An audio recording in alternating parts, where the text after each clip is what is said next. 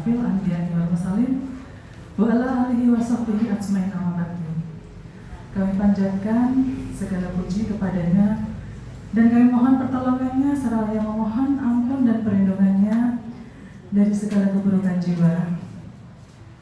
Yang Maha Kuasa, limpahkanlah salawat dan salam bagi Rasul kami Nabi Muhammad Sallallahu Alaihi Wasallam, untuk keluarga dan para sahabatnya.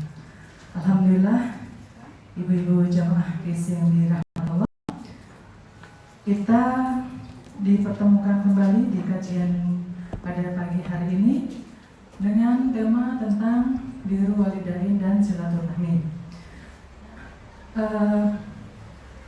Nanti akan saya bagikan buku yang kemarin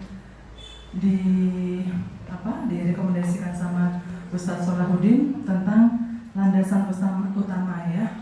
Ini ada 30 saja, monggo nanti yang bisa ngersake bisa kesini ya Bu ya. Ini dari Ummu Ukasyah ya, sedekah dari beliau. Semoga mendapatkan pahala dari Allah Subhanahu wa taala. Baik, langsung saja Ibu, karena waktu sudah menunjukkan setengah 10 lebih.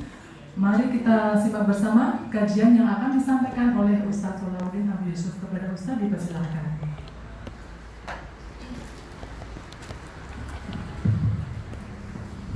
Bismillahirrahmanirrahim. Assalamualaikum warahmatullahi wabarakatuh.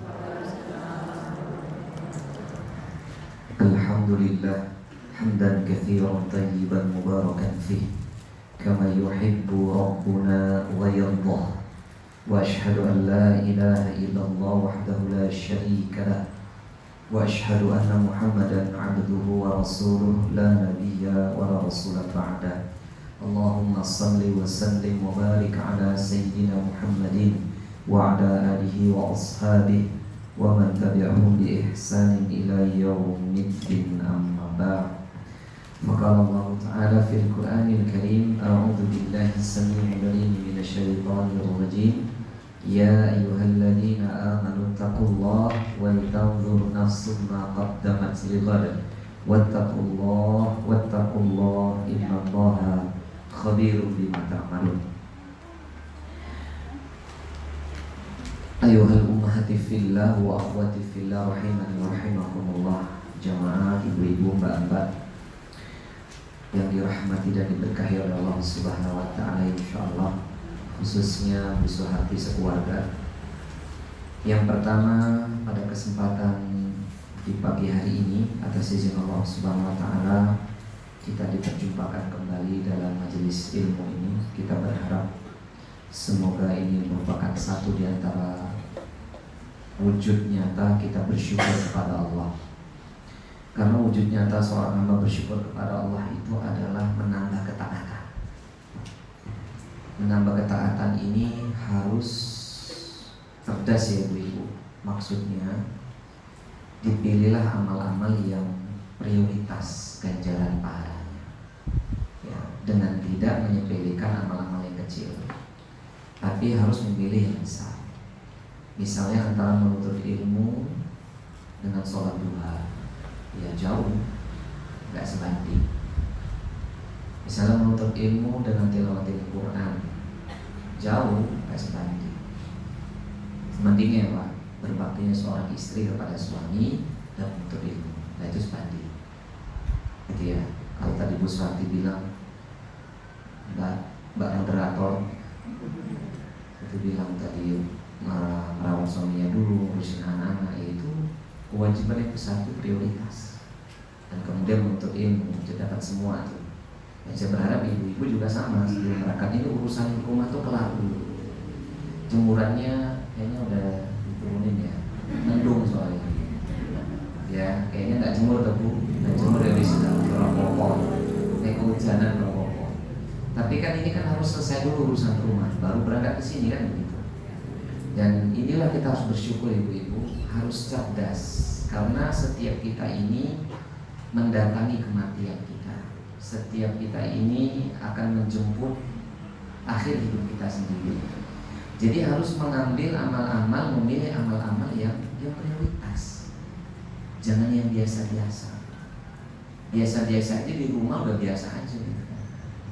Nah maka kita bersyukur kalau Allah Ta'ala menghendaki kita ke sini, ibu-ibu diizinkan suami, urusan rumah kelar, ibu bisa menuntut ilmu. Ini adalah amal yang sangat besar. Mudah-mudahan wujud rasa syukur kita kepada Allah atas semua nikmat ini diterima sebagai amal yang memberatkan timbangan amal kebaikan di yaumul hisab. Dengannya semoga amal ini Allah Ta'ala mengampuni segala dosa dan kesalahan kita. Semoga Allah menjaga kita, melindungi kita dan menyelamatkan kita hingga pada akhirnya kita diwafatkan dalam keadaan bertakwa atau husnul khatimah. Amin Allahumma. Baik ibu-ibu yang dimuliakan oleh Allah, di kesempatan hari ini merupakan pertemuan terakhir kita di bulan minggu depan masih ada? Gak ada ya, libur ya. Ini pertemuan kita terakhir di bulan Syaban.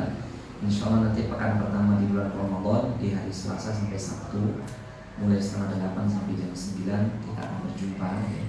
Jadi daurah atau madrasah para ibu-ibu Insya Allah 5 hari Selasa sampai Sabtu dari jam setengah 8 sampai jam 9 biar gak tidur habis itu. Jenengan kan dekat, saya jauh hampir 1 jam kalau di sini kayak keluar kota ya. Jadi jangan menolak oleh Allah. Kita akan bahas lanjutan Kitabul Jami. Babnya adalah babul birri wassilah, sebagaimana dikatakan Mbak Ani namanya. Babul birri wassilah, yakni bab berbuat baik kepada orang tua dan silaturahim. Hari ini kita akan membahas, insya Allah kalau cukup waktunya, kita 2 hadis. Kita masuk hadis yang ke-7 ya. Hadis ke-6 kita sudah bahas. Hadis ke-6 intinya kemarin adalah hati-hati dengan haknya tetangga, kan gitu kemarin. Utamanya jangan sampai kita menciderai kehormatannya tetangga kita, yakni apa itu? Pasangannya. Karena berzina dengan istri tetangga, berzina dengan suami tetangga itu lebih besar dosanya dibandingkan berzina dengan 10 orang lain selain pasangan tetangga. Itu kita udah bahas itu kemarin. Masih ingat ya? Lupa. Jadi kalau ada laki-laki dan perempuan mereka berzina, itu dosanya lebih besar kalau dia berzina dengan tetangga dibandingkan dia berzina dengan orang lain di luar tetangganya. Tapi jangan jadi dalil kalau gitu saya zina dengan orang lain aja ya. Dia modal dosanya, maksudnya lebih besar dosanya. Karena yang dibahas di sini adalah hak tetangga. Dan apa kaitannya ibu-ibu dengan berbuat baik kita kepada orang tua? Karena ini sangat erat kaitannya. Baiknya kita, buruknya kita itu merupakan kebaikan dan keberuntungan dan ketidakberuntungan buat orang tua kita, baiknya masih hidup atau tidak. Paham maksud saya? Jadi kalau kita sebagai anak tidak bisa menjaga nama baik diri dan keluarga, itu yang rugi itu bukan hanya kita, tapi kedua orang tua kita, baiknya masih hidup atau yang telah dipanggil oleh Allah. Dan saya sudah ingatkan berulang kali, ibu-ibu jangan menganggap kalau orang tua udah selesai, maksudnya orang tua telah dipundut sama Allah, lalu kita merasa bakti kita selesai. Itu enggak. Justru bakti kita ini sangat panjang dan banyak, PR-nya banyak. Utamanya kalau mereka, saya lah, kita lah semua. Saya ketika bermaksiat kepada Allah, pasti bermaksiat gak kita? Pasti kan? Itu kadang-kadang kita ini, bukan kadang-kadang, seringnya lupa. Kalau orang tua kita nih, ibu saya di alam barzah, ini rugi dia, harusnya dapat transferan pahala, transferan amal sholih, tapi berhenti gara-gara maksiat. Amin. Itu urusan kita sama Allah. Lah kalau urusan kita dengan hak adami, itu lebih doa lagi urusannya, lebih panjang lagi urusannya. Ya kalau dia berzina dengan pasangan tetangga, dosanya aja lebih besar dibandingkan dia berzina dengan wanita 10 lain di luar sana. Berarti kan merugi nih orang tua. Paham ibu-ibu ya? Makanya hati-hati di pertemuan yang lalu.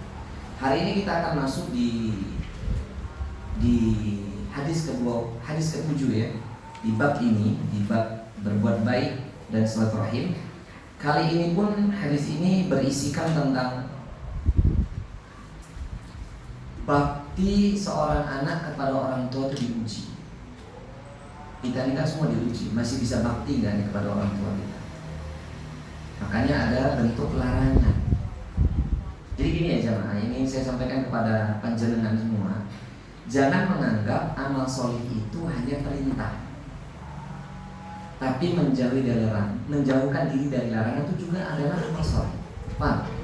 Contoh ya, ini amal juga yang besar nih. sholat duha, sedekah miliaran, tilawatil Quran, itu kan wajib atau sunat?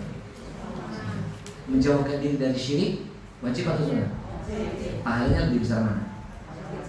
Misalnya enggak harus yakin kita ini pawang hujan itu syirik, musyrik pelakunya. Paham ya? Pawang hujan itu musyrik. Paham? Yakin sama dia? Ya. Saya tahu ibu besar itu ngomong itu. Maksudnya saya belum selesai. Seseorang yang yakin sama dia berarti syirik. Betul nggak? Betul nggak? Ya hari gini gitu loh. Kok jadul banget misalnya. Bentukan weton untuk pernikahan. Jangan dulu iya, sudahlah dimaafkan, istighfar tobat. Besok jangan diulangi lagi. Kalau perlu besok punya hajat tuh satu Muharram aja rame-rame, ya kan? Muharram tuh punya hajat semua. Amin Allahumma amin. Ya kan? Pesan kambing sama Bu Haji.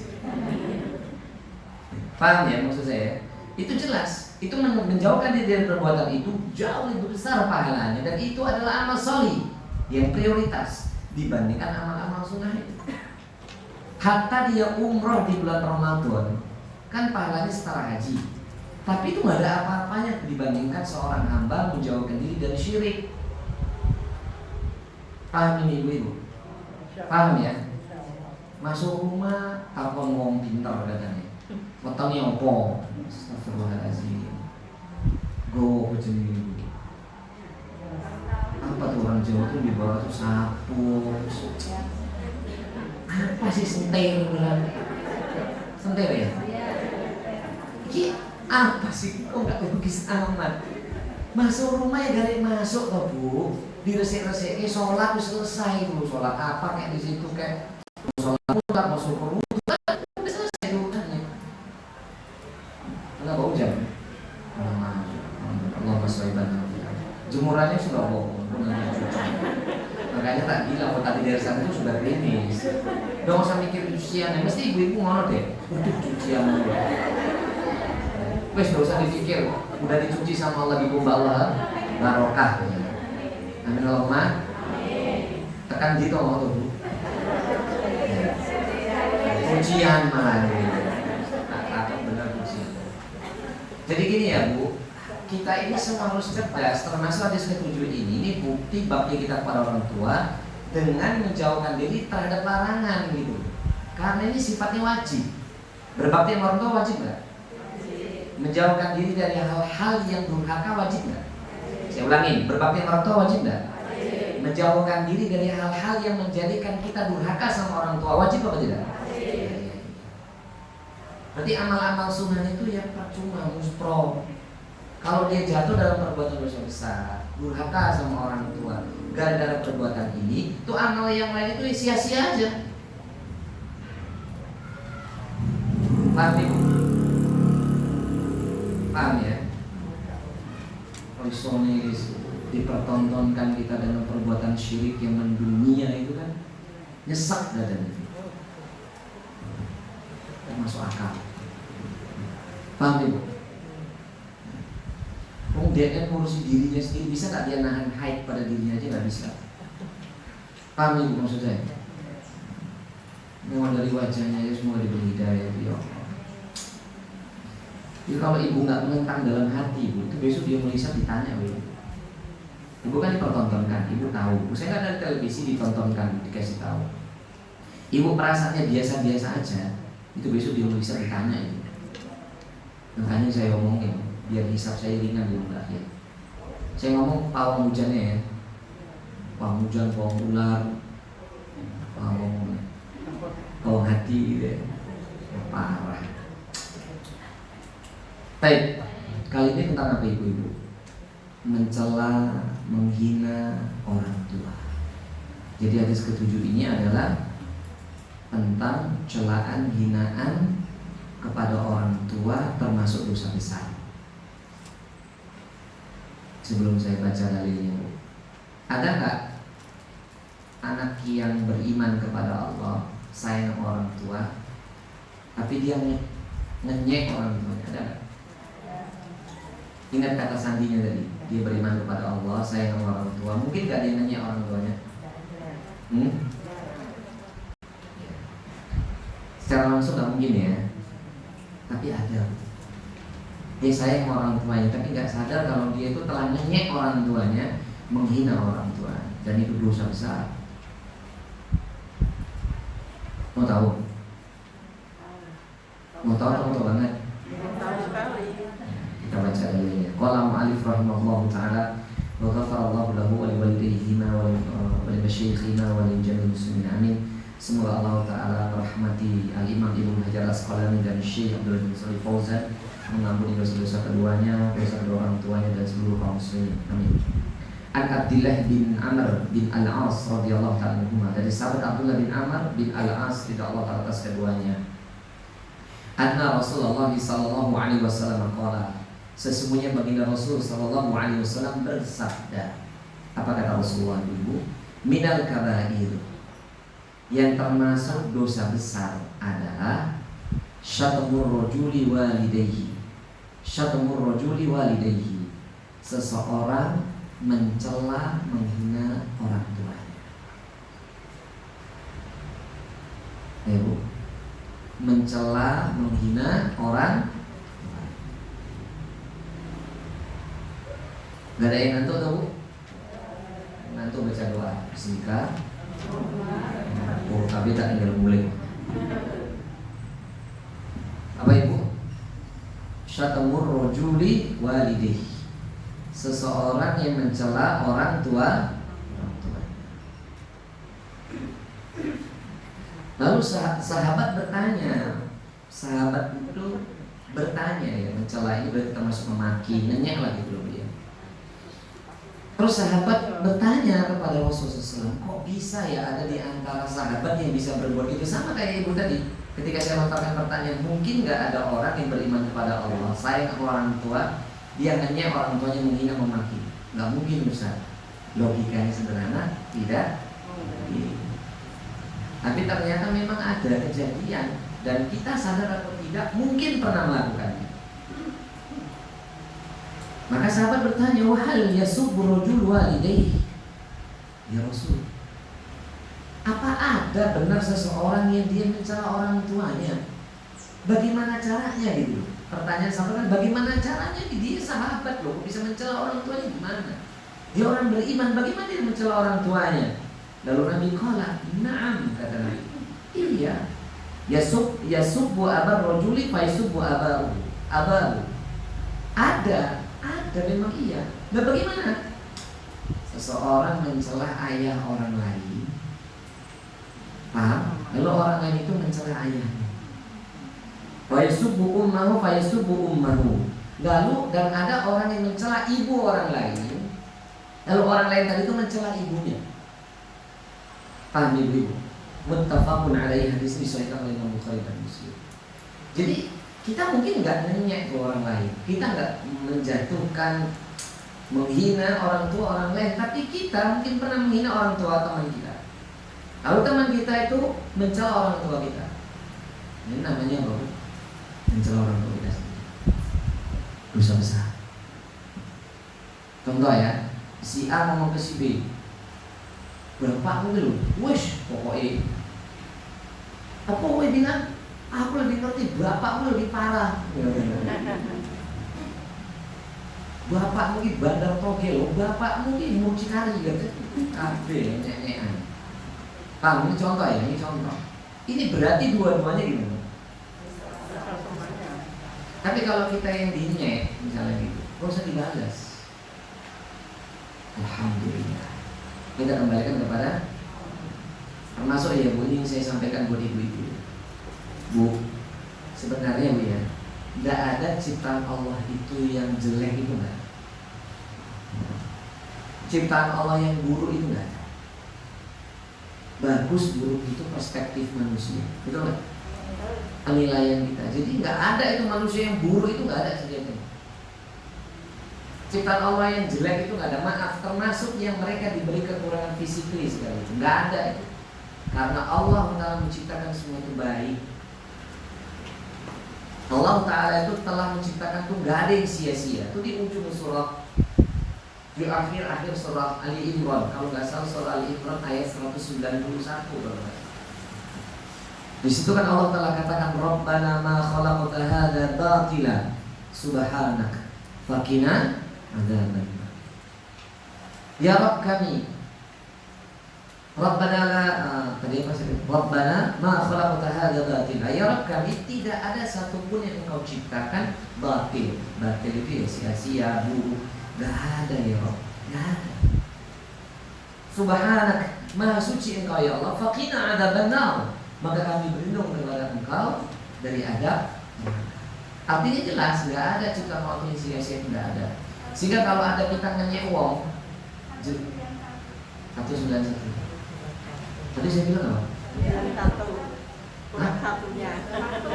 191. Tadi kan 191 kan? Iya kan? Gak apa-apa. Namanya lupa sitik gak apa-apa. Jazakillah khairan dari 191. Posisi ayatnya itu kalau Quran pojok sebelah sebelah kanan agak depan. Rabbana ma khalaqta hadza batila. Ya Rabb kami, janganlah tidaklah Engkau menciptakan semua ini adalah sia-sia. Artinya maaf ya, kita nggak boleh nanya orang. Contoh, maaf dengan tidak bermaksud merendahkan atau menyinggung ibu-ibu semua. Contoh, ngomong gini. Contoh misalnya ya, hidungmu mancung. Hidungmu mancung. Saya nggak mau bilang yang satunya gitu. Mancung gue misalnya itu ngenyek gitu, gara-gara saking mancungnya itu kan. Nah ini berarti menghina siapa saja?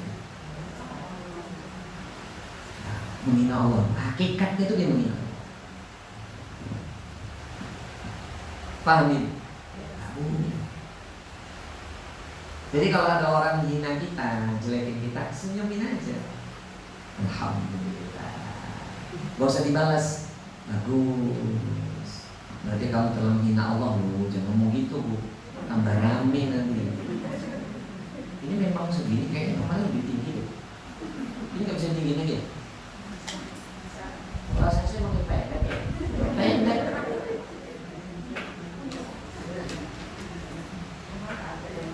Udah gak usah, Bu. Itu lagi live soalnya kasih. Betul semua deh, Bu. Baik, ibu-ibu paham ya maksudnya ya? Paham ya? Tidak boleh. Apalagi dia hina adalah ayah orang lain, ibu orang lain. Berarti yang dia hina itu bukan hanya Allah, tetapi yang dia hina adalah orang tuanya sendiri. Dan ini termasuk durhaka kepada Allah. Durhaka kepada Allah dan orang tua. Di sini kata Syekh Abdullah bin Shalih Fauzan, dikatakan beliau dalam hadis ini, sebenarnya hadis ini kan tidak usah disyarah aja, tidak harus ditafsir aja, kita paham gitu loh. Kalau ada si fulan menghina ayah orang lain, memaki ayah orang lain, ibu orang lain, nanti orang itu memaki diri dia, orang tuanya itu sudah dosa besar. Tadi ibunya jawabnya benar secara logika seperti sahabat gitu kan. Apa mungkin? Ya nggak mungkin lah kalau menghina orang lain itu nggak mungkin. Menghina orang tuanya sendiri nggak mungkin. Tapi nyatanya ada nggak? Ada.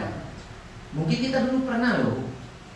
Waktu masa SMP, masa SMA, ya kan? SD, mau kita ini disebut nama orang tua kita ini kita udah malu gitu kan? Betul nggak? Di sana bapaknya Muhammad, Muhammad, kita kan nesu tuh, nama bapak kita disebut, padahal disebut kan ada apa-apa. Tapi kita kan namanya masih anak kecil, sensi banget gitu, apalagi akhwat, perempuan, baper banget, nangis. Yang nanya ternyata cowok yang dia sukai, wah tanda. Teringat tuh masa lalu, ya.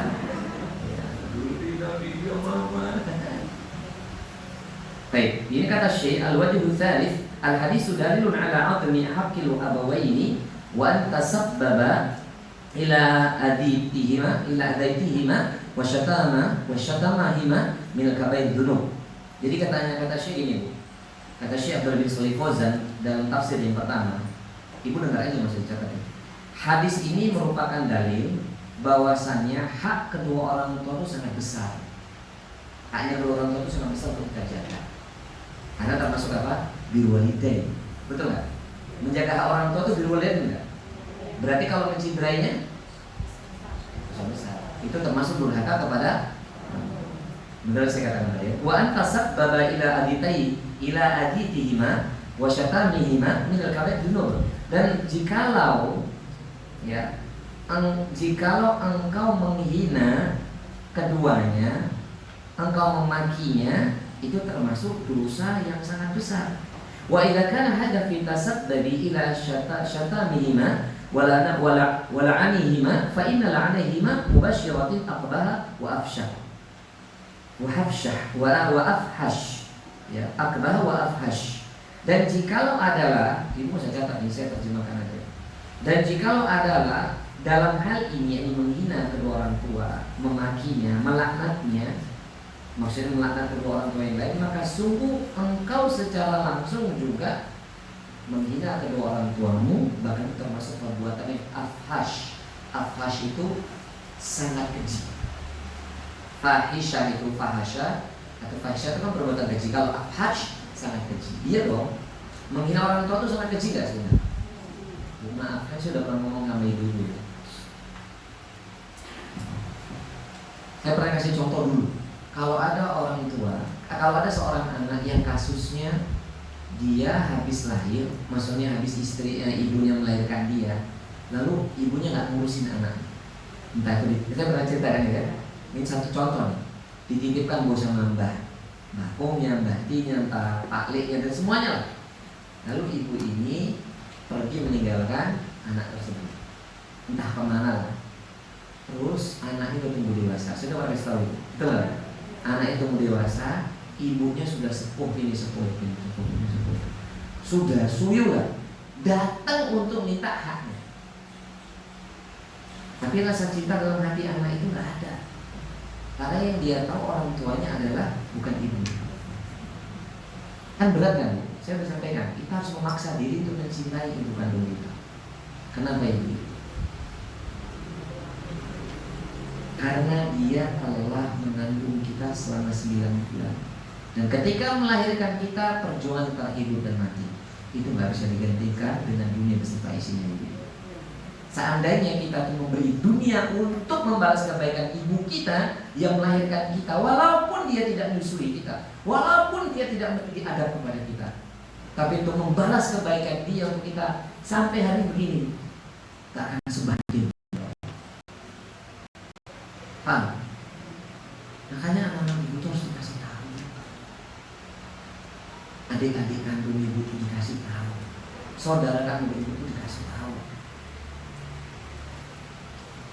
Karena melukai perasaan seorang ibu itu Allah yang murka. Kalau Allah sudah murka, itu nanti para malaikat juga ikut marah. Itu ada dalam kitab Riyadhus Shalihin. Al-Imam An-Nawawi menukil hadis Sahih Muslim. Dan ini menjadi dalil pekerjaannya malaikat Jibril itu gak berhenti. Walaupun setelah Nabi Muhammad itu telah diwafatkan oleh Allah, malaikat Jibril itu terus bekerja. Apa pekerjaan malaikat Jibril? Dipanggil sama Allah hampir setiap saat.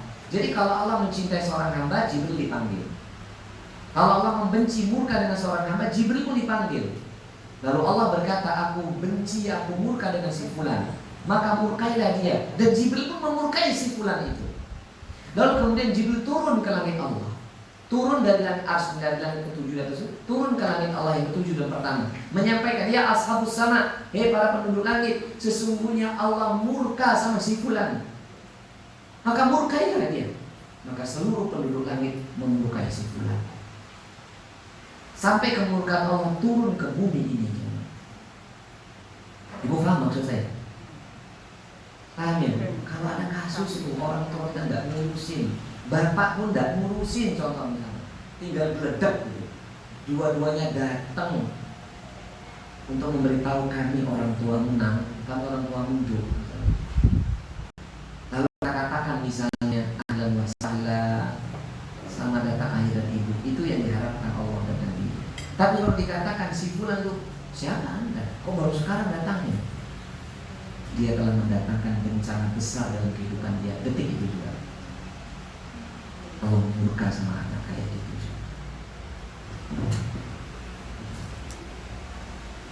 Paham ibu-ibu? Nah, apalagi nenek wong tua dewi, maka termasuk dosa. Maka dipikir-pikir, maka di kalimat di sini dikatakan Syekh termasuk wa afhash, perbuatan yang sangat keji. Ada nggak Bu? Kita bicara secara general. Ada nggak orang-orang kayak gini? Ada nggak? Bahkan bukan hanya wa afhash, tapi wa akbah. Akbah itu maknanya sangat buruk, sangat hina dan sangat keji. Alhamdulillah. Maka ibu yang dikenal oleh Allah Subhanahu wa taala, untuk itulah kenapa seseorang itu harus hati-hati. Kalau nggak suka sama orang lain, ya Bu ya. Bu, dengerin Bu ya. Kalau kita lagi punya masalah sama orang lain, nggak suka sama orang lain, itu lisan dijaga. Lisan dijaga, jangan ngengek orang. Tangannya dijaga. Jangan chatting-chatting yang bikin sakit hati orang. Itu dijaga. Karena para ulama memberikan satu kaidah. Saya sudah pernah tulis dulu di sini. Al jazau min jinsil amal. Balasan dari Allah itu setimpal dengan amal perbuatan. Paham Ibu maksud saya? Paham?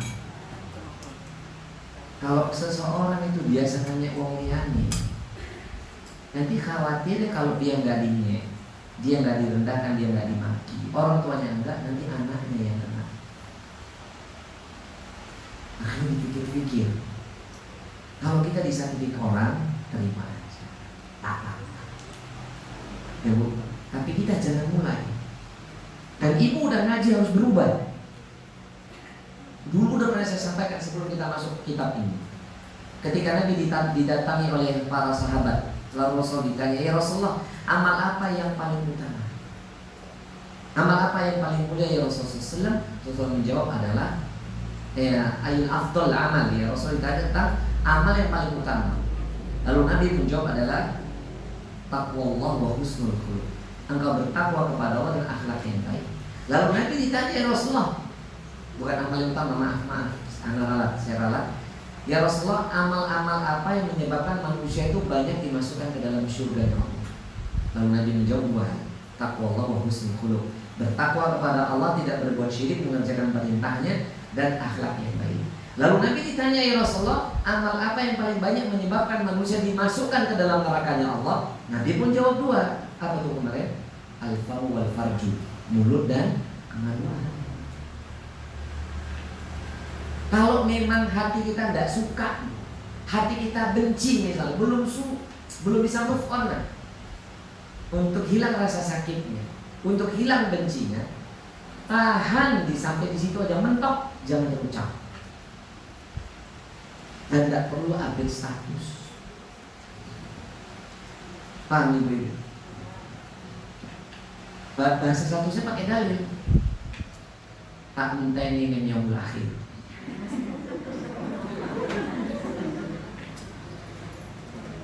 Tahu salah kayak gitu, itu ngapain tuh Bu? Ingat ya, Allah Ta'ala berfirman dalam surah Ali Imran ayat 134, dan ini merupakan ciri akhlak tertinggi seorang yang bertakwa itu, sebagaimana firman Allah tadi Ali Imran 134, wal kadhibina al-ghaidha wal 'afina 'anil nas, dan mereka adalah orang-orang yang mampu menahan amarahnya dan memaafkan semua kesalahan orang lain. Saya tahu Bu, bagi wanita itu tidak mudah, betul nggak? Betul nggak? Goresan hati itu nggak mudah, apalagi dalam Ustaz. Nggak mudah, saya paham. Tapi disitulah surganya itu. Paham Bu maksud saya? Kalau nggak suka itu udah mentok wis. Kalau memang udah nggak bisa hilang di hati, wis mentok di situ. Jangan sampai terucap, apalagi nulis di status. Paham Bu? Dan nggak usah perlu ngomong ke orang lain. Kalau udah batak gitu, ngomongnya sama pasangan aja. Mas, aku bisa kuat Mas. Ini Mas. Tapi Mas, jangan nesu sama koncoku misalnya gitu. Jangan dikobong bojone. Bojone dikobong malah kedua, bojone malah nesu, nggak jadi karuan. Ibu paham? Makanya nih saya juga mengingatkan buat saya pribadi, istri saya, keluarga kami dan ibu di murid saya. Bu, kalau mau bertindak sesuatu dipikir berulang-ulang.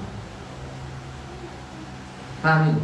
Kalau mau melakukan sesuatu dipikir. Karena di sini kelemahan wanita itu di sini, betul nggak? Betul nggak? Saya mau jujur aja. Umumnya wanita kan kelemahannya di sini. Kalau sudah Bu saking senengnya atau saking sakitnya, itu mikirnya nggak lama, spontan. Betul nggak? Nggak dipikir dulu.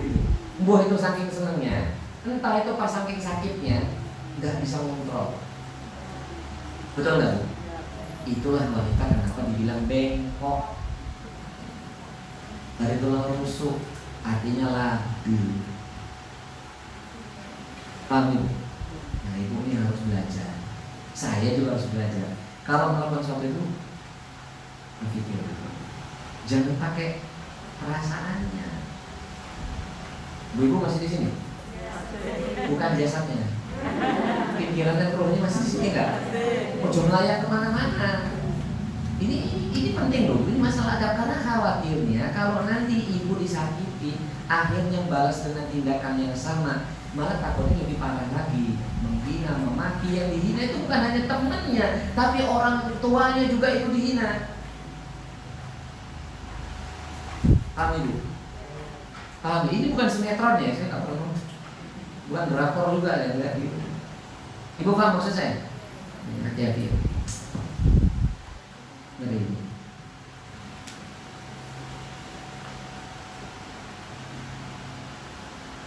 Ini adalah hal yang harus diperhatikan sehingga seseorang itu biar tetap berbakti kepada orang tua.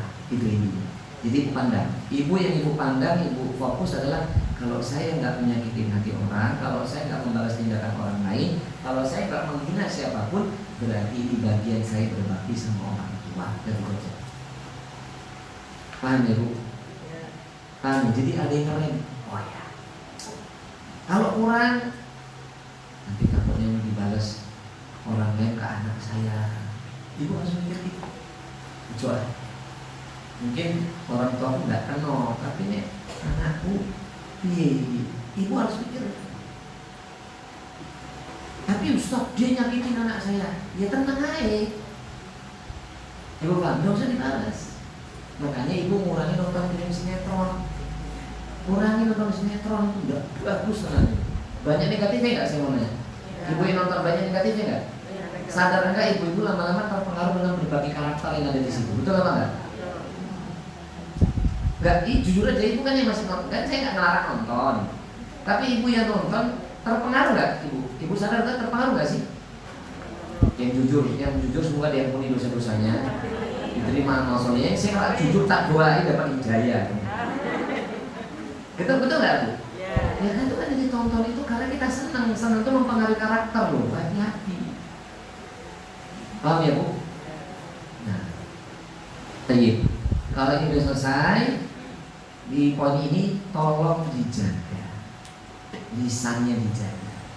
Karena Nabi SAW tadi berpesan, hal yang paling banyak menyebabkan manusia masuk ke dalam nerakanya Allah itu masalah mulut atau kemaluan. Dan ada hadis yang lain disahkan oleh Imam Bukhari dan Muslim, Nabi bersabda, "Faman kana yu'minu billahi wa man kana yu'minu billahi wal yawmil akhir, falyaqul khairan aw liyasmut." Ini bicara ke suara mobil.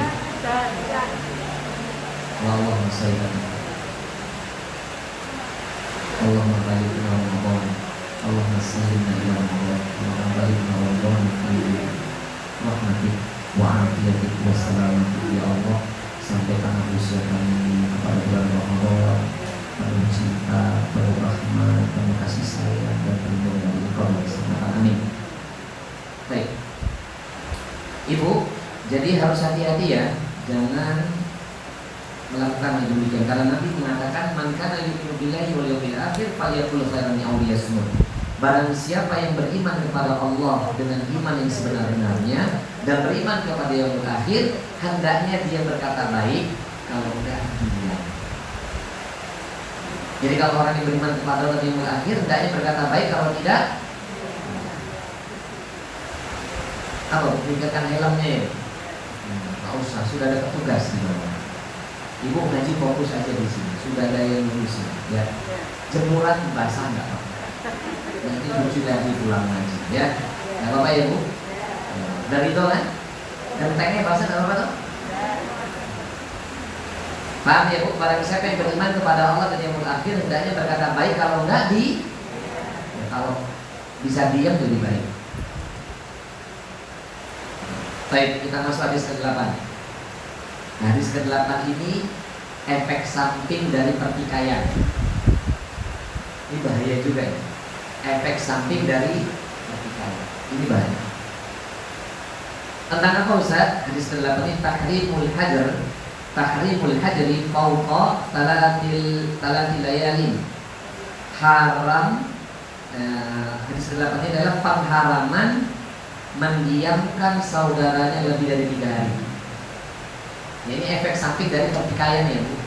Efek samping dari pertikaian apa Bu? Menang-menang, diem-dieman lah. Padahal di sini ada bentuk pengharaman mendiamkan orang lain lebih dari 3 hari. Jadi pikir-pikir nih Bu, kalau mau menengke saudara nih, kadang bukan sama orang lain, sama saudara kandungnya, sama ipare, lee semua. Sama saudara kandungnya, iparnya, pak le, omnya, tantenya, sepupunya. Hati-hati. Dan ini terjadi pada umumnya manusia, bahkan yang sudah ngaji. Betul apa enggak? Saya ngaku semula ditemu di desa-desa. Hati-hati. Dan efeknya itu loh ya Allah, efeknya itu loh, rugi dunia akhirat. Kita baca dulu hadisnya. Qala mu'allif rahimahullahu ta'ala. Hadis ke-8. An Abi Ayyub radhiyallahu ta'ala anhu.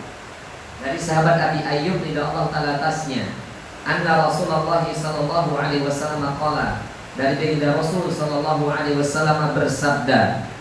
Apa kata Rasul itu Ibu? La yahillu lil muslimin ay yahjura akhahu fawqa 3 layalin. Tidak dihalalkan bagi seorang muslim mendiamkan saudaranya melebihi dari 3 hari atau 3 malam. Tak boleh. Mendiamkan saudaranya melebihi dari 3 hari 3 malam itu tidak dihalalkan, alias haram.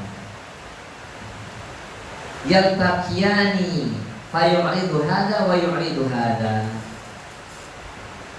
Dan ketika berjumpa keduanya, yang satu memalingkan diri dan yang satu yang lain juga memalingkan diri. Kan begitu, betul nggak? Kalau orang lagi punya pertikaian, punya masalah kan gitu. Ketemu neng warung, nyaman, pura-pura nggak kenal. Ketemu neng pasar, ketemu neng gil, pura-pura nggak kenal. Fa khairuhuma alladhi yabda'u bisalam, kata Nabi. Dan yang paling baik di antara kedua orang ini, yang apabila berjumpa yang satu memalingkan diri, yang satu memalingkan diri, yang paling terbaik di antara keduanya adalah yang memulai ucapan salam. Jadi jawabannya Bu, kalau sudah mengucapkan salam itu sudah terbebas dari nenengke saudara. Paham ya Bu ya? Pernah kan Ibu ngalamin toh? Pernah toh? Ketemu saya disenengin atau dia gak seneng sama ibunya, bikin ibu ketemu satu tempat, ibu gak mau ketemu, pura-pura gak kenal, pura-pura gak tahu. Betul gak sih? Betul gak sih? Dia juga sama, malah dia pulang malingkan wajah. Kita enggak, masih biasa aja, tapi pura-pura gak kenal. Betul gak sih? Kalau udah ngaji gak boleh. Sekarang saya mau tanya, Bu, Ibu mau ngaji ini sebatas mencatat ilmu di kepala doang atau sampai diamalkan? Oh, jadi balik nih. Yang masih ada begituan, jadi balik. Dan ingat ya Bu, masalah ini kepada semua orang muslim. Karena Nabi mengatakan, Allah Ta'ala berfirman, innamal mu'minuna ikhwah. Sesungguhnya orang mukmin itu bersaudara. Jadi ibu jangan pandang backgroundnya, mau dia ormasnya apa, mau dia belajar gurunya siapa, selagi dia muslim tidak berbuat syirik, dia saudara kita. Ibu paham? Paham? Dia beda pemahamannya dengan kita. Contoh, dia mungkin dia berormas apa gitu. Mau dia Persis, mau dia Muhammadiyah, mau dia NU, mau dia ini apa. Pokoknya selagi dia muslim, ibu jangan pandang tuh benderanya loh. Ini kadang-kadang kita tuh gitu, kebiasaan orang yang udah ngaji, yang satu frekuensi ngaji sunnah misalnya gitu. Nanti dia lebih lebih supel, lebih afroh, lebih bahagia kalau ketemu yang satu frekuensi. Wah, ini jeng-jeng gitu. Tapi kalau dulu pemuliane yang beda, itu tak. Ini kenyataan loh. Kenyataan nggak? Ibu nggak boleh. Saya aja berusaha ketemu siapa aja. Siapa dia kan saudara hatta wong kafir sekalipun. Saya ketemu sama dia biasa juga ada perasaan saya. Ini ahlul nar. Emang kita Tuhan tuh. Ketemu wong kafir nih ibu. Saya sudah pernah cerita sama ibu. Nggak boleh ada hati kita mana di penduduk neraka ini, nggak boleh.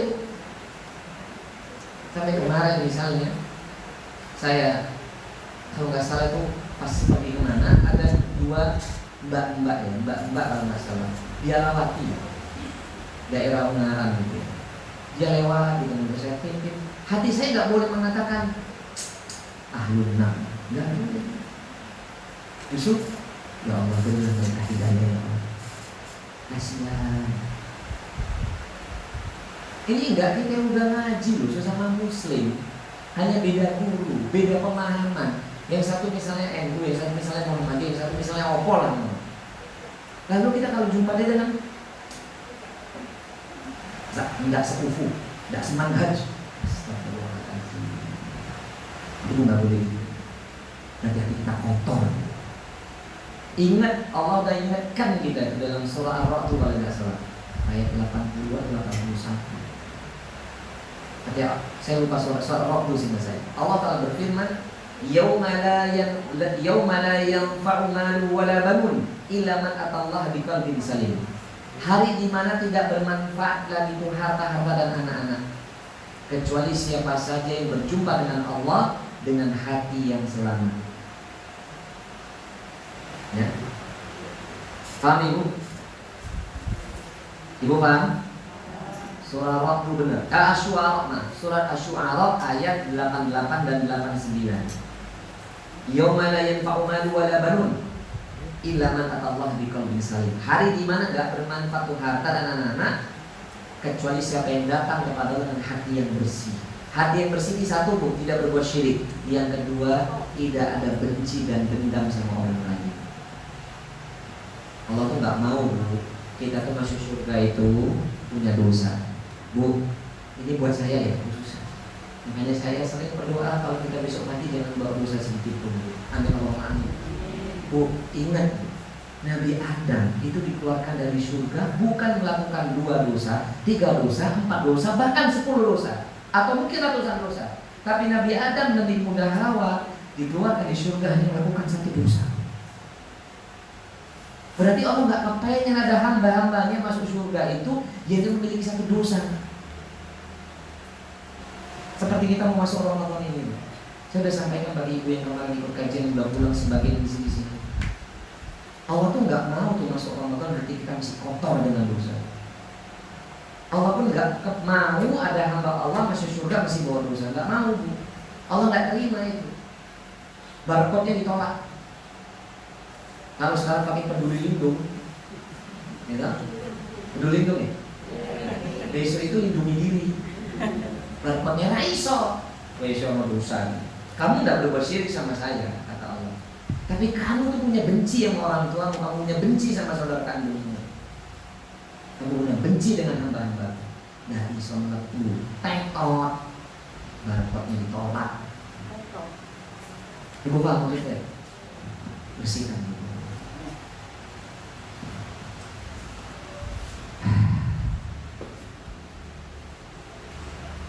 Ibu dikatakan oleh Allah Subhanahu wa taala.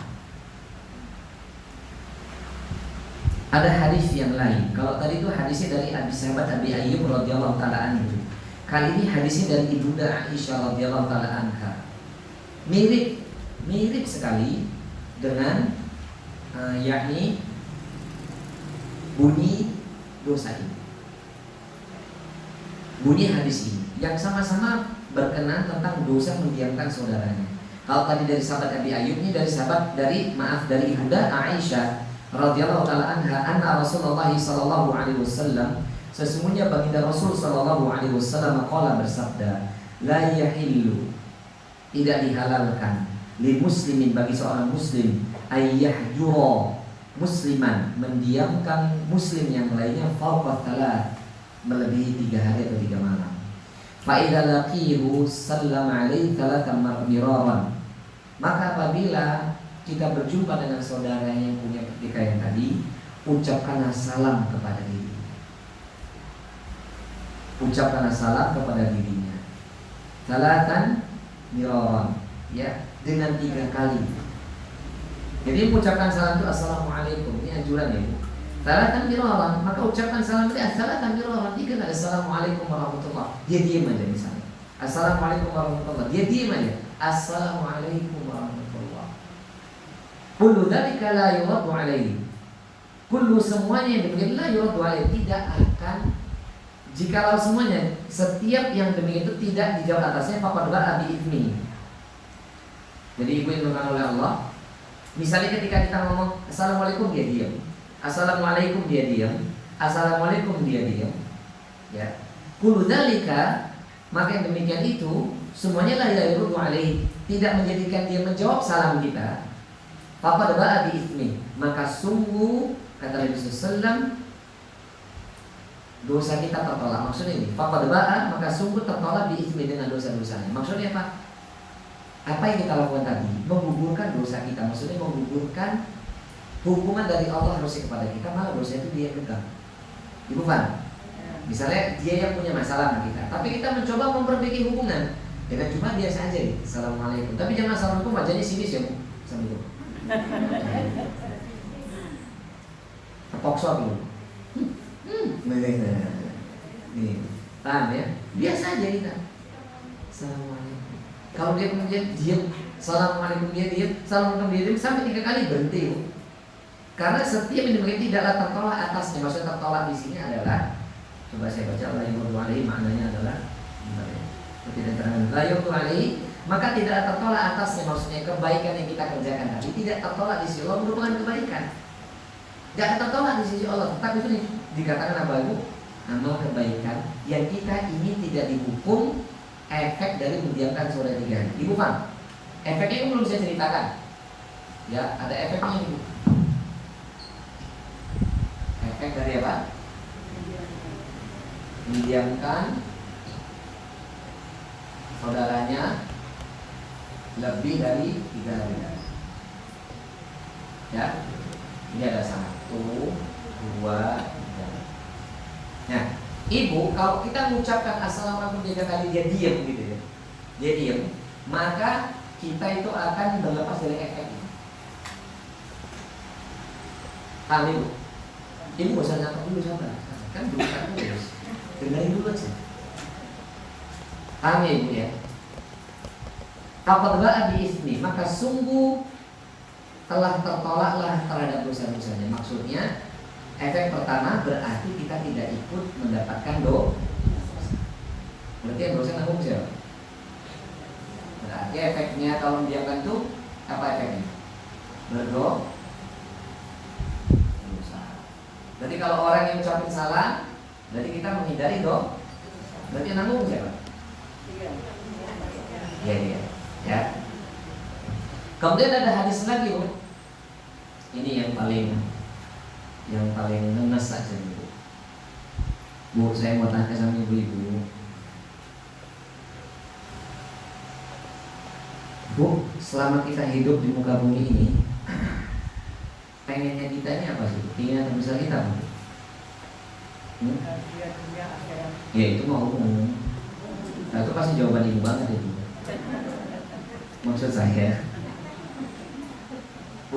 itu bukan itu. Maksud saya yang kita inginkan dari jawaban kebaikan kita semua apa itu? Hah?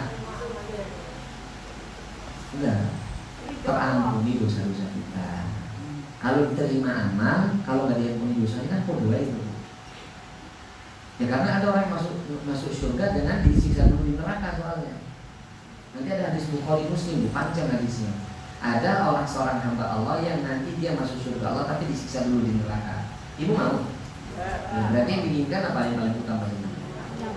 Ampuni dosa-dosanya aja semua. Kalau dia ampuni dosa semua, insya Allah otomatis amalnya diterima. Tapi kalau amal diterima, belum tentu dosanya diampuni. Ibu paham maksud saya? Ini bocoran ya, kisi-kisi. Ini buat kita aja. Paham Ibu?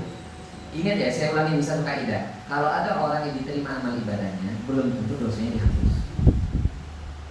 Karena ada dalilnya panjang. Tapi kalau orang diampuni dosa-dosanya, dia pasti masuk surga tanpa adab. Bahkan masuk surga bisa tanpa adab, tanpa hisab. Dan pasti amalnya. Ibu paham? Ibu berarti pilih yang mana? Diterima amal atau diampuni dosa-dosanya? Kalau dipilih salah satu, mesti jawabnya mono deh. Dua-dua nih. Mesti kasih tahu isi-isi ini loh. Kalau diampuni dosa-dosanya, amalnya diterima. Gak dijawab dua-duanya coba. Ini saya yang pintar, ibu lebih pintar ya. Ibu kayaknya. Ibu paham nggak maksud saya sih? Saya ulangi, ibu pilih yang mana? Diterima. Inilah wanita ya. Ustadznya belum selesai ngomong kan jawab. Pilih mana Bu?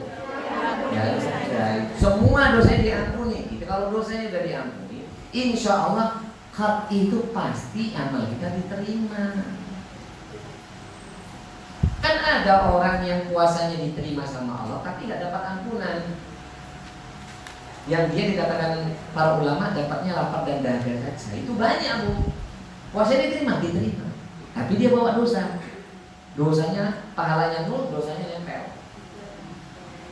Kan yang membatalkan puasa hanya 3, makan, minum, berzina. Kalau dia kondisi normal ya, paham ya Bu? Walaupun nanti ada 7 poin yang membatalkan puasa, kan Ibu belum saya kasih tahu. Besok Ramadan. Ya Bu ya? Bu paham? Berarti Ibu pilih yang mana? Nah ini ada efek yang berikutnya nih. Efek berikutnya, amal ibadahnya itu koyo itu musprol itu sia-sia. Gara-gara satu hal ini menang ke saudaranya lebih dari 3 malam. Ini ada hadis Bu. Ya Allah,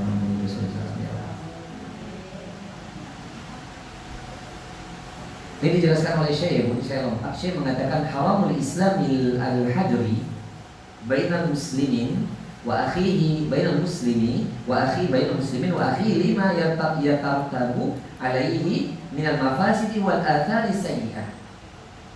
Islam mengharamkan, Ibu saya catat ini, saya jelaskan. Islam mengharamkan mendiamkan di antara sama muslim kepada saudaranya lima yatartabu dengan apa-apa yang ditertibkan. Maksudnya 5 untuk apa? Yang tabu ditertibkan alaihi minal mafasid wa athari sayyi'ah.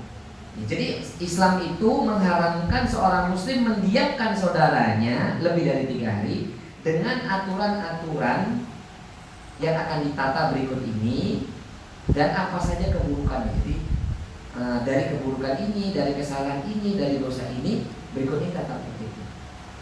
Salah satunya adalah, jadi ini maksud saya gini loh Bu, Islam tuh mengharamkan, Allah dan Nabi mengharamkan kalau kita mendiamkan saudaranya karena kasus-kasus berikut ini gitu loh.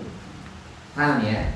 Nah, salah satu dalil yang dinukil oleh Syekh Abdullah bin Shalih Fauzan, ketika ada seorang hamba dia mendiamkan saudaranya lebih dari 3 hari, maka anna al-mutahajirina muharramani min athari fi'lil khair.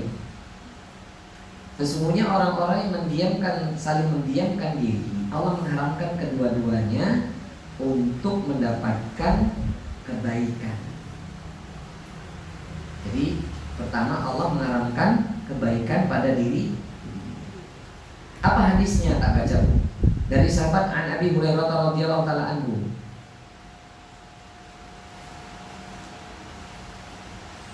Masya Allah, saya baca dulu ya Bu ya. Ibu ini efeknya, ini kan dosa ya. Yang kedua ini, sesungguhnya orang-orang yang saling mendiamkan diri itu haram min athari fi'lil khair, dari efek perbuatan kebaikan dia. Fasolatihi ma la tarfa, salatnya enggak diterima. Salatnya la tarfa itu berarti tidak, la tarfa itu enggak diangkat. Kalau enggak diangkat berarti tidak dicatat sebagai amal kebaikan. Ibu paham maksud saya? La tarfa itu berarti tidak diterima. Saya baca ibu dalil yang diberikan ya. Kemudian lagi wa amalihima mauqufi hatta yasqalha, dan amal-amalnya itu stop dibuat Allah. Stop sampai mereka berbuat saling islah, saling berbuat apa namanya? Islah apa? Damai. Jadi sholatnya tidak terima. Yang ketiga apa tadi? Amal kebaikannya itu mandek. Amal kebaikannya itu terhenti. Kalau terhenti dicatat sebagai kebaikan enggak? Hah? Catat enggak? Ya, ini lah. Mana dalilnya? Wa qad ruwiya Muslim, dan sungguh telah diriwayatkan oleh dari Imam Muslim an Abi Hurairah radhiyallahu taala anhu, dari sahabat Abu Hurairah radhiyallahu taala atasnya, anna Rasulullah sallallahu alaihi wasallam, sesungguhnya baginda Rasul sallallahu alaihi wasallam qala, bersabda, tuftahu abwabil jannah. Benar ini ya. Tuftahu abwabil jannati yaumal itsnaini wa yaumal khamisi fayaghfaru likulli 'abdin muslim. Ini udah pernah saya bacakan belum ya hadis ini? Kayaknya belum. Tuftahu abwabil jannah, senantiasa Allah membuka pintu-pintu surga yaumal itsnaini wa yaumal khamis, setiap hari Senin dan hari Kamis. Udah pernah saya sampaikan? Belum toh? Jadi Ibu, dalam sepekan itu pintu surga hanya dibuka, sudah? Ya. Jadi pintu surga itu dibuka dalam sepekan itu hanya 2 hari, Senin dan Kamis. Maka dalam hadis yang lainnya kan ada hadis yang lain kan mengatakan hari Senin dan hari Kamis ba'dal asar itu hari di mana diangkat semua catatan amalan, maka aku senang berpuasa di situ. Ini jadi dalil bahwasanya puasa weton itu tidak ada. Karena Nabi puasa itu hari Senin sama Kamis bukan karena hari lahirnya Nabi, tapi karena Senin dan Kamis itu, ini selain hadis ini ya, ini kita hold dulu. Hadis ini saya hold tentang puasa Senin Kamis. Kan hari Senin dan Kamis semua amal itu kan diangkat. Diangkat itu berarti diangkat gimana? Semua amal kita itu kan diangkat bahwa malaikat itu sampai ke Iya dan Sijil, dan saya ceritakan tempat itu. Nah, Senin dan Kamis, maka Nabi mengatakan, maka aku senang berpuasa di hari ini. Bukan karena hari lahirnya Nabi hari Senin. Itu kalau ada orang yang berkata puasa utang itu dalil karena kanjeng Nabi niku senang puasa hari Senin dan itu hari lahirnya Nabi. Itu menunjukkan dia tidak paham. Dia pedot itu hadisnya untuk mendukung syahwatnya. Makanya ibu nggak boleh puasa hari lahir itu. Itu nanti meniru perbuatan siapa? Yahudi atau orang-orang kufar. Udah terlanjur Ustaz, besok jangan balik mana ya?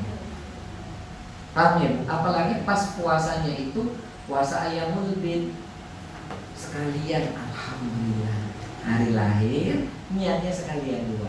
Ayyamul Bid, hari lahir, tur qadha, bagus banget ini. Terus ini yang namanya bid'ah itu ya ini. Saya kalau ini saya sebut bid'ah ya, nggak apa-apa ibu terima ya, nggak apa-apa ya, terima ya. Udah bisa terima nggak? Ini sepanjang ngaji baru ini saya ngomong bid'ah, betul nggak? Ya karena ini udah kebangetan misalnya. Hukum-hukum Allah itu gabung seakan PJB. Nah emang yang buat aturan main itu siapa? Kita atau Allah? Nah juga kok dari email lu baik mesti Allah kayak angel men. Dada harus menurut Ustaz Pulo. Lo ngomong Ustaz Pulo, menurut Allah dan kanjeng Nabi toh. Ulamanya ngomong ada tuh ulama saya, ulama sekarang. Lo ulama sekarang dengan ulama dulu milih ulama dulu tuh Bu. Nah kita pilih ulama dulu. Gak ada saya temukan puasa weton itu orang kecuali kejawen. Betul nggak? Betul nggak? Sudah terlanjur Ustaz dulu ya sudah. Ibu kan nggak tahu, dimaafkan. Enak tahu? Dalam Islam tuh enak, pokoknya kalau ibu nggak tahu dimaafkan. Tapi kalau sudah tahu rodok ngeyel, apa berarti jenenge ini? Tanggung sendiri. Lanjut ya Bu. Nah, hadis ini berbeda-beda. Hadis ini bukan masalah puasa, tapi informasinya tuftahu abwabul jannati yaumul isnini wa yaumul khamisi. Senantiasa dibuka pintu-pintu surga di hari Senin dan hari Kamis. Fayaghfiru likulli 'abdin muslim.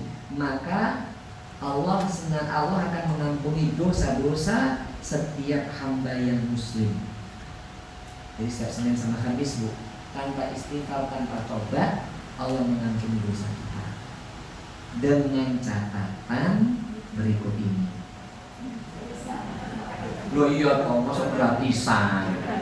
Jadi saya kalau nggak istighfar diampuni. Dengan catatan berikut ini. Kan turun rampung hadisnya. Sabar toh Bu.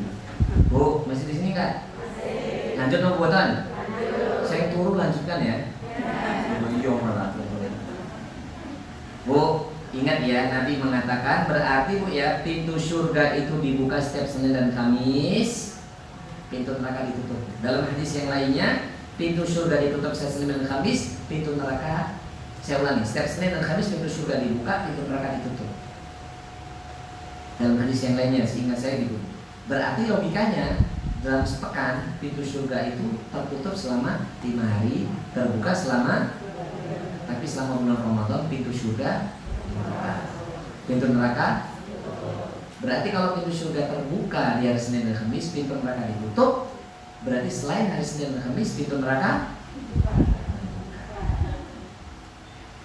Makanya sebenarnya Bu, ngapunten walaupun ada hadis ya, walaupun ada hadis, ini menjadi bantahan, jangan terlalu mendominasi hari Jumat saja. Walaupun ada hadis Nabi, kalau kita beramal sholih bersedekah dari Jumat, ya kan, akan pahalanya beda gitu. Paham maksud saya? Paham ya? Padahal hari Jumat itu hari makan. Jadi ya kan? Sayyidul Ayyam, penghulunya para hari Jumat. Lebaran saban pekan kita hari Jumat. Maka kalau puasa khusus hari Jumat saja itu nggak boleh, harus disambi hari sebelumnya atau setelahnya. Saya kepengen puasa hari Jumat karena hari puasa weton saya haram. Paham Bu? Hari wetonnya Jumat. Ya, dia puasa khusus hari Jumat, diharamkan. Paham Bu ya? Dulu sudah terlanjur jadi ulangi lagi. Lah, sekarang kalau hari Jumat, Senin dan Kamis ini pintu surga dibuka, diampuni dosa-dosa kita. Berarti harusnya beramal jangan hari Jumat aja dong. Sodako nasi dengan Jumat, benar untuk makanan Jumat tuh benar. Kalau dari sodako apa aja nggak harus makanan buat orang sholat Jumat. Tapi hari Senin dan Kamis kemana kita? Maka jawaban ulama, Bu yang beramal sholat itu nggak usah pangkat hari. Setiap hari aja, masa nggak bisa sih? Masa senyumnya setiap hari Jumat aja? Jadi Senin selain Jumat. Ibu Bang, jadi uangnya dikumpulkan dari Sabtu sampai hari Jumat, Sabtu sampai Kamis dikumpulkan, Jumatnya di KI. Jadi pas sodakonya hari Jumat sah, dan Senin Kamisnya kemana kalau ada hadisnya? Coba dipikir-pikir Ibu. Bu, padahal amal soleh diangkat di hari apa? Harusnya pas hari Senin Kamis amal solehnya lebih. Ibu paham? Paham Bu? Kalau nanti hari Jumatnya berbuat dosa lagi kan mesti, ya toh? Jangan tunggu sampai hari Jumat berikutnya baru beramal soleh. Jumat itu berselang hari cuman kalau Kamis itu berselang hari cuman 3, Jumat, Sabtu, Ahad, lalu Senin ini laporan meneh Bu malah. Dibuka lagi pintu surga, ditutup pintu neraka. Nah mau nggak Ibu kalau tiap hari Senin dan Kamis kita diampuni dosa-dosa kita? Selama 1, la yusyrik billahi illa rajulan kanat baini wa baina akhihi sya'na. Yang pertama, la yusyrik billah, selama tidak berbuat syirik kepada Allah. Illa ya, la yusyrik billah, selama seorang muslim tidak berbuat syirik kepada Allah. Itu illa, melainkan rajulan kanat baini wa baina akhihi syahna. Atau yang kedua, seseorang adalah seseorang yang satu dengan yang lainnya, yakni seseorang dengan saudaranya itu syahna, saling menang-menangke, bermusuhan. Bukan. Berarti yang kedua apa, Bu? Yang pertama tadi kan Allah kan membuka pintu surga, ya kan? Mengampuni dosa-dosa kita tanpa kita beristighfar setiap hari Senin dan Kamis. Dengan syarat, apa syarat pertama? Tidak berbuat syirik. Yang kedua apa? Nah, illa rajulan kanat baini wa baina akhihi syahna. Yang kedua adalah melainkan seseorang yang dia dengan orang lain, dengan saudara sama muslim itu tidak ada permusuhan. Tidak nenengke saudara 3 hari 3 malam. Berarti kalau orang di antara kita nenengke, punya permusuhan ada sama muslim, berarti setiap Senin dan Kamis Allah tidak mengampuni dosa-dosa itu.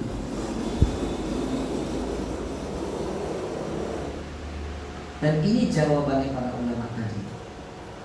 Kalau Allah tidak mengampuni dosa kita, berarti sholatnya diterima nggak? Maksudnya sholatnya tidak diterima, ini kata para ulama. Ini kan yang nulis para ulama. Fasolati mas la turfa. Maka sholat keduanya tidak diterima. Maksudnya tidak diangkat. Maksudnya kalau kita sholatkan sebagaimana hadis Nabi, as-salawatul khamsu wal jum'atu ila jum'ati wa ramadan ila ramadana mukaffiratun lima bainahunna. Sholat 5 waktu, Jumat 1 ke Jumat yang lainnya, Ramadan 1 ke Ramadan yang lainnya adalah penghapus dosa-dosa di antara keduanya. Intinya sholat 5 waktu itu bukan hanya kewajiban kita, tetapi menggugurkan dosa-dosa. Lah kalau dia saja bermusuhan sama orang lain, dosanya itu nggak diampuni, berarti sama dengan sholatnya sholatnya tidak diterima, berarti tidak diampuni. Yang ketiga, amal-amal kebaikannya terhenti. Lah ya iyalah, dia ngapain beramal soleh? Sekarang saya mau tanya, ibu, kita ingin beramal soleh supaya apa? Diampuni dosa-dosa kita kan? Betul apa enggak? Mantap. Rugi kan? Nah, fayuqal, maka dikatakan unduru hadaini hatta yastalaha. Unduru hadaini hatta yastalaha. Maka kata Nabi, maka dikatakan perhatikan dua hal ini. Perhatikan dua hal ini sampai dia berdamai. Perhatikanlah oleh kalian dua hal ini sampai dia memperbaikinya. Artinya, Bu, kalau dia berbuat syirik, jelas, Bu, menggugurkan semua amal solihnya. Kan jelas dia dosa besar, gugur semua amal solihnya, kemudian amal-amal kebaikan yang terhenti. Satu, yang kedua, punya permusuhan yang sama muslim atau mendiamkan saudara sama muslim lebih dari 3 hari 3 malam, maka semuanya terhenti sampai berdamai. Jadi selama tidak berdamai, bagaimana? Sholatnya muspro, dosa, apalagi, Bu? Sholatnya tidak diangkat sebagai pengurus dosa-dosa, amal-amal solehnya terhenti. Dan ini sering terjadi antara suami dan istri. Ngeneng-ngeneng kayak bisa sampai sebulan. Ajib. Sak ngomong meneng-meneng. Gak ngomong sepatah kata. Astagfirullahaladzim. Hadis ini diriwayatkan oleh Imam Muslim. Rugi gak? Capek-capek beramal soleh, ngaji harusnya dapat ampunan. Kan kita ngaji ini selama ikhlas dari awal hingga akhir, kan malaikat tuh minta ampun sama Allah atas dosa-dosa kita. Ini gak akan diampuni kalau kita masih punya permusuhan sama orang lain. Bu, paham gak, Bu? Jadi kalau orang gak suka sama kita, ya gue saya belum pernah udah ngomong. Bu, kalau orang gak suka kita sudah, gak usah ikutin frekuensinya, nanti kita lebih capek, lebih lelah. Bukan kita doakan dia tambah sesak dadanya, bukan. Tapi orang kalau yang gak suka sama kita tenang aja, kita tambah sesak dia. Betul gak? Logika sederhana lah, dia gak suka sama kita santai aja tetapi berbuat baik. Itu hati itu tambah sesak. Gimana ke Yusuf? Tenang-tenang aja. Baru mongso. Kita kalau orang udah benci tuh di sini bilang. Cuma sholatnya. Dan yang rugi siapa? Bukan hanya dia, orang tua. Astagfirullahaladzim. Nauzubillah. Bu, paham gak Bu sampai sini Bu? Paham gak?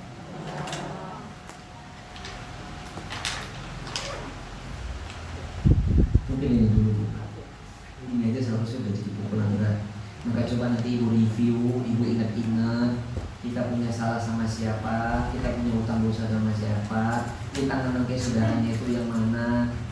Ibu bayangin, ini kan sesama muslim. Terus bagaimana kalau ilmu misalnya kepada saudara kandung? Lebih berat lagi nggak? Ya, Ibu kan istri diamkan suaminya lebih dari 3 hari 3 malam. Lebih besar nggak dosa? Dibandingkan dia dengan orang lain sama muslim. Ibu paham maksud saya? Paham nggak?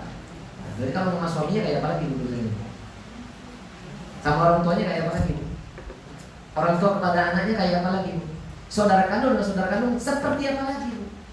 Lalu kemudian berefek kepada jalur ibu, jalur ayah, lalu kepada tetangga dengan tetangga.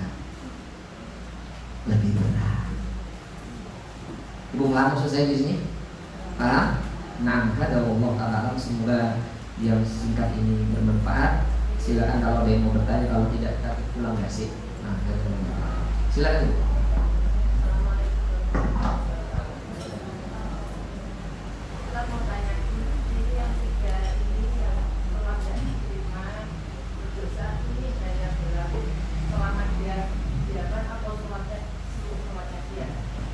Selama di Yaman aja. Kalau puasa itu tadi misalkan kayak puasa itu lebih bergantung dengan berapa tuh? Puasa apa Bu? Sunnah. Oh. Iya, Masya Allah. Barakallahu fiik. Bu, pertanyaan Ibu adalah pertanyaan yang tentang puasa Ramadan. Saya harus pembahasan tidak apa-apa saja. Bu, masalah ini ulama khilafiyah tentang menggabungkan dua niat. Ya, menggabungkan dua niat dalam satu amal itu ulama khilafiyah. Khilafiyah cukup panjang. Misalnya menggabungkan yang sunnah dengan yang sunnah, boleh nggak? Itu aja khilafiyah. Ada yang berpendapat nggak boleh, satu amal kebaikan, satu niat. Nah, ada lagi yang memperbolehkan buat sunnah dengan sunnah. Saya ulangin ya, misalnya sunnah dengan sunnah, boleh nggak? Pendapat pertama nggak boleh, karena satu niat untuk satu amal. Ada lagi yang boleh, berarti boleh menggabung antara misalnya puasa sunnah misalnya Syawal barengan Senin Kamis, itu ada ulama yang memperbolehkan. Ada lagi bebas lagi, boleh nggak menggabungkan antara puasa sunnah dengan puasa wajib? Ada ulama yang memperbolehkan, ada ulama yang tidak memperbolehkan. Kalau saya lebih cenderung tidak memperbolehkan pribadi saya. Kalau misalnya boleh, berarti nanti semua amal wajib bisa boleh dengan amal sunnah. Ngerti nggak? Contoh, ini contoh nih. Contoh nih misalnya, ibu sholat subuh, sekalian niat saya qobliyah subuh. Loh, tadi kan boleh menggabungkan niatnya. Dengan pendapat tadi kan berarti boleh. Betul nggak? Ya jangan hanya bahas masalah puasa, ini kan masalahnya hukum ini bisa buat semuanya loh. Ibu paham maksud saya? Ini yang memperbolehkan puasa wajib dengan puasa sunnah, atau yang wajib dengan sunnah gabung jadi satu. Kalau itu nanti yang melafalkan niat usolli fardhu subhi wa qabla subhi raka'atain mustaqbilal qiblat. Mesti hafal kan? Lillahi ta'ala. Apa boleh? Terus dia puasa qadha wajib enggak? Wajib. Lalu pas barengan Senin Kamis. Ini ada ulama yang memperbolehkan, kalau saya enggak. Kalau gitu nanti boleh dong Ramadan, sekaligus saya puasa Ramadan dan pas hari Senin. Saya milih puasa Ramadan sama puasa sunnah hari Kamis atau hari Senin. Boleh nggak? Pilih yang wajib atau yang sunnah? Yang wajib dong. Gitu ya. Ibu paham maksud saya? Berarti boleh dong nanti haji misalnya, ini kan entah Misalnya saya umroh, ini kan sunnah. Umroh kan sunnah kan? Ya Bu. Tapi kan nanti bulan Ramadan, umroh di bulan Ramadan kan seakan-akan kata Nabi SAW, seakan-akan umroh bersama aku dan pahalanya setara haji. Lalu dia niat, saya niat umroh sekaligus niat haji. Labbaik Allahumma umratan wa hajjan. Ini kan lafaz haji umroh. Kami menerima kami saya memenuhi panggilanmu yang kau dalam umroh dan haji. Gak boleh. Umroh sendiri, haji sendiri. Tetapi ulama khilafiyah. Kalau ibu ada yang ngomong kotor sekaligus mau Senin Khamis atau ayam Maulid, saya nggak bisa marah karena ulama khilafiyah. Tapi kalau ibu tanya sama saya nggak bisa. Kalau saya nggak bisa menggabung, saya memilih pendapat ulama wajib sendiri, sunnah sendiri. Sedangkan sunnah dengan sunnah ini khilafiyahnya panjang. Boleh itu ada orang tahiyatul masjid sekaligus qobliyah subuh. Kalau saya malah memilih saya pribadi. Setelah ini kalau saya dapat ilmu lagi yang mana lebih roji di antara jumhur ulama, saya berubah kalau misalnya ini salah. Kalau saya fair, kalau saya katakan hari ini kurang kuat, ketemu nanti dalil lebih kuat, saya bisa tinggalkan pendapat saya yang sekarang dan nanti lebih kuat. Tapi bagi saya, antara tahiyatul masjid dengan qobliyah, dia lebih besar qobliyah. Kenapa niatnya nggak qobliyah saja? Karena qobliyah itu sekaligus tahiyatul masjid sebenarnya. Sekarang ibu Syawal dengan Senin Kamis sama-sama sunnah nggak? Ibu pilih Syawal atau Senin Kamis? Ya Syawal dong Bu. Ibu puasa tanggal 9 di bulan Zulhijjah atau dari tanggal 1 sampai tanggal 9 boleh ya? Boleh. Jangan bilang nggak boleh loh. Boleh itu. Tapi jangan dibilang puasa apa jenisnya? Yang orang kalau Zulhijjah itu bukan. Apa itu? Iya, jangan disebut brandnya Bu. Apa jenengan itu Bu yang misalnya tanggal 9 itu? Apa? Tarwiyah. Ini puasa tarwiyah. Nggak ada puasa tarwiyah. Kalau mau puasa dari tanggal 1 sampai tanggal 9 itu malah boleh. Nah, lalu dia gabung. Saya tanggal 9 pas hari lahir saya, pas hari Kamis Senin, saya gabung 3-nya jadi 1. Ya Allah. Pertanyaannya lebih besar mana pahalanya? Puasa Zulhijjahnya atau puasa hari Senin Kamis ya? Nah, kenapa nggak satu aja? Walaupun ada ulama yang berpuluh. Saya nggak mau membiarin ibu memilih pendapat yang mana. Tapi kalau saya memilih, ya satunya dan satu untuk ibadah. Walaupun ada ulama yang memperbolehkan. Gitu ya Bu. Nah, kalau utamanya yang wajib ya jangan lupa menurut. Silakan Mbaknya dulu. Ntar ya Ibu. Mau Mbak. Waalaikumsalam warahmatullahi wabarakatuh.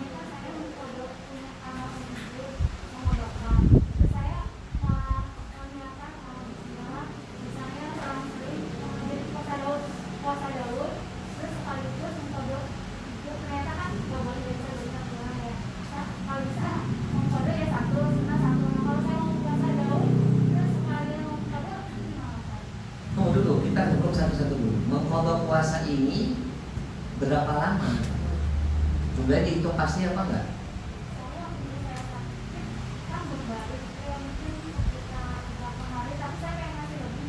Enggak boleh.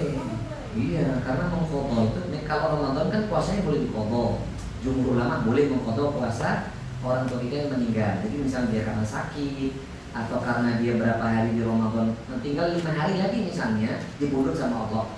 Berarti terutang 5 hari. Maka wajib bagi ahli waris untuk mengqadha puasa orang tua. Ya hitung 5 hari, nggak boleh lebih.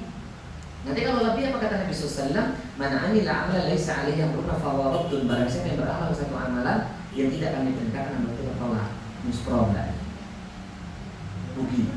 Ya ditentukan saja, bosan diulang. Totalnya sudah berapa hari? Tentukan misal 5 hari. Ya 5 hari sudah, jangan ditambah lagi. Ya sudah. Allah kan Maha Rahim.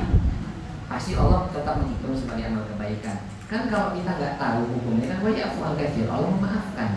Allah itu kalau kita nggak tahu dimaafkan, enak banget. Tapi kalau salah tetap saya katakan salah. Kalau udah salah kita udah lakukan, kan kita nggak tahu dimaaf, mbaknya nggak dosa, tenang aja. Nah, terus kemudian bapak berapa hari misalnya? Ya sudah tentukan. Dan saran saya nggak perlu qadhanya campur sama sunnah yang Daud, satu aja. Itu kalau saya. Tapi kalau Mbak memilih pendapat yang memperbolehkan, karena qadha wajib Daud sunnah apa wajib? Kalau Mbak pakai pendapat yang wajib dan sunnah boleh digabung, monggo. Kalau saya nggak berani melarang. Tapi kalau saya kembali kepada usul dan para sahabat, setahu saya belum ada satu riwayat atau Rasul belum ketemu satu riwayat atau Ibunda Aisyah melakukan hal seperti itu. Kalau saya ketika ada perkataan ulama, misalnya saya lihat ini lebih salaf lagi, lebih terdahulu lagi dekat dengan sahabat. Sahabat mentok. Kalau ada sahabat yang mengerjakan, saya pilih sahabat. Kalau sahabat nggak mengerjakan, saya nggak mau milih. Itu cara yang beragama. Itu ya Pak. Berapa lagi? Yang penting sudah. Monggo.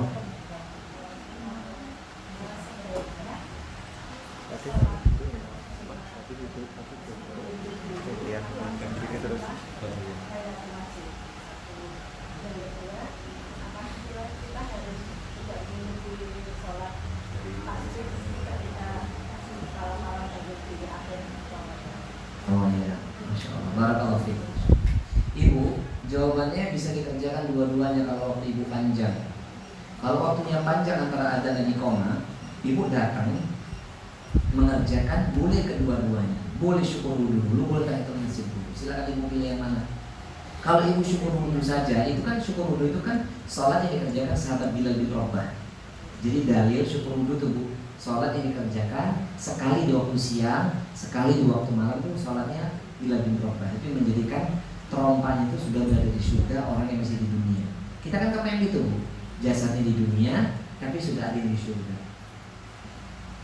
Bahasanya saya Bu, jasad boleh di bumi tapi hatinya berada di surga. Itu ya. Nah, bila dirubah ini. Jadi kalau ibu mau syukur dulu silakan, mau tahiyatul masjid dulu silakan. Tapi kalau ibu memilih satu di antara sudah cukup sebenarnya. Ya. Terus yang kedua, bagaimana dengan masalah sunat tasbih? Gini ya Bu, saya membaca dalam kitab Sahih Targhib wa Tarhib, tulisannya Syekh Al-Albani rahimahullah taala, dan sebagian besar pendapatnya Syafi'iyah, sholat tasbih itu sunnah. Cuma yang dipermasalahkan tata caranya. Tata caranya itu loh. Ini menurut Syekh Al-Albani dalam kitab Sahih Targhib wa Tarhib, saya cek tuh punya kitab ini. Ternyata sholat tasbih itu sunnah. Cuma tidak dibahas tata caranya kayak apa. Nah yang jadi masalah hari ini, saya kan juga dulu melakukan itu, abot dulu. Ibu mau berapa ratus itu tasbihnya ketika rukuk. Padahal kalau saya cek dalam hadis saya belum ketemu Nabi mengerjakan serumit itu gitu loh. Dan ingat dalam surah Toha ayat kedua, Ma anzalna 'alaikal Qur'ana litashqa. Tidaklah kami turunkan Al-Quran ini berupa syariat kepada wahai Muhammad agar kamu merasa sulit. Dan hadis Nabi mengatakan inna dina yusrun, agama Allah itu mudah. Pertanyaannya, kalau ibu sholat tasbihnya merasa berat, kira-kira ini sesuai dengan informasi Allah dan Nabi tadi tidak? Dengan tata cara yang itu. Saya nggak mau langsung buru-buru menyalahkan ya Bu.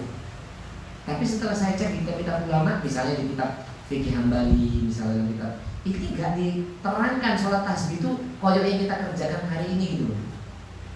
Paham ya Bu?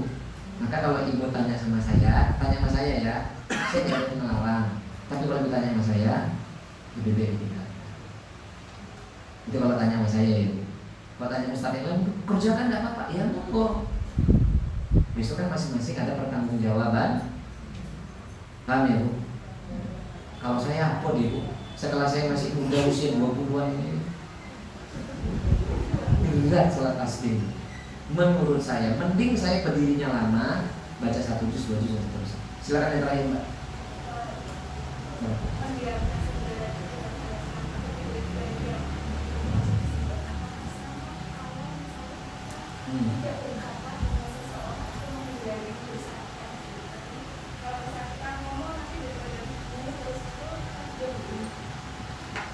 Beda Mbak, barakallahu fiik, itu beda kasusnya. Kalau kita diam itu kan ada hadisnya tadi Bukhari Muslim, man kana yu'minu billahi wal yawmil akhir falyaqul khairan aw liyasmut.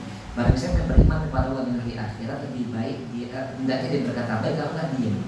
Daripada dia ngomong malah nanti jadi masalah, lebih baik ya. Artinya kan bukan kita yang memantik masalah, bukan ada pertikaian sebelumnya. Yang dimaksud hadis ini adanya 3 hari menang-menangan itu karena ada masalah sebelumnya. Paham? Entah itu masalah beda pendapat atau pendapatan. Kan Iya, ada masalah toh? Iya. Kalau bisa Mbak jangan diem, ketemu assalamualaikum. Ya kan nggak harus ngomong Mbak. Tinggal assalamualaikum Mbak, gimana kabarnya? Selesai, nggak usah ngomong. Kamu gimana? Nanti jadi lebay juga kita ya. Maksudnya sikap kita biasa, tapi menyapa dia dan hati usahakan ikhlas. Ibu paham maksud saya? Beratnya kita harus dilakukan. Itu ya Bu, ini udah jam 11 lewat loh, bukan saya loh. Saya kan mungkin ini dulu ya Ibu. Semoga bermanfaat, semoga Allah mengampuni dosa-dosa kita, menjaga seluruh masalah kita. Dan pesan saya Bu, ini ngaji kita jangan sebatas teori doang di sini ya. Dipahami, dikerjakan. Ya Bu ya, didakwakan buat anggota keluarga. Amin Allahumma. Kafaratul majlis sudah. Subhanakallahumma wa bihamdika asyhadu an la ilaha illa anta astaghfiruka wa atubu ilaik. Wa sallallahu ala Muhammad walhamdulillahi alamin wal akhir wassalamualaikum warahmatullahi wabarakatuh. Alhamdulillahirrahmanirrahim. Demikian Ibu kajian pada pagi hari ini, semoga bermanfaat dan kita bisa mengamalkannya. Jazakumullah khairan Ustaz. Ya. Diamankan Ustaz. Oh belum. Ya, Ibu-ibu silakan, ini buku landasan